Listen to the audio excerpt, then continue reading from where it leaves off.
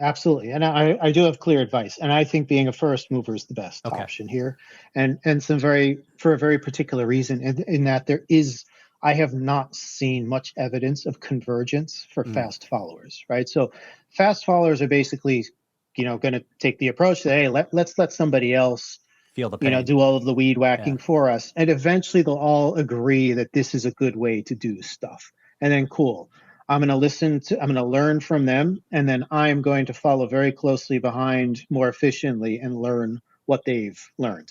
The problem is that every time within the last, let's say, 6 to 12 months, I've spoken to some of those leaders, they're not converging. That's a problem, right? They're delivering stuff, and they're all delivering stuff differently, and they're not really agreeing on a convergence, right? Yeah. And a convergence just means in terms of your approach, how you deal with model training and sort of stuff like that, right? I mean, reinforcement learning versus prompt engineering versus harness engineering. It's just there's not like I'm just not seeing this sort of mindset of convergence just yet, which means you're going to get left in the dust for years. And so much of the specific learnings come from your specific outcomes, which are tied to your type of business. Yeah.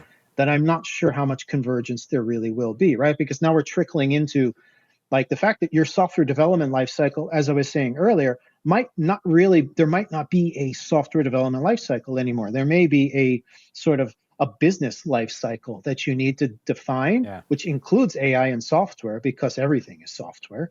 And if that in that case, though, there's no such thing as a standard software development lifecycle anymore, right? It's all completely dependent on what outcomes your users want, how your business runs, and what levers you actually want to get there. So you're probably going to sit around waiting for something to standardize that ends up never standardizing. And in that case, you're going to be in trouble. Yeah, I think that's great advice. I mean, I guess it's sort of take an appropriately measured approach to being a first mover is probably the sweet spot. So tell me a little bit, like Prove AI, where would people go to find Prove AI and learn more about what you guys do?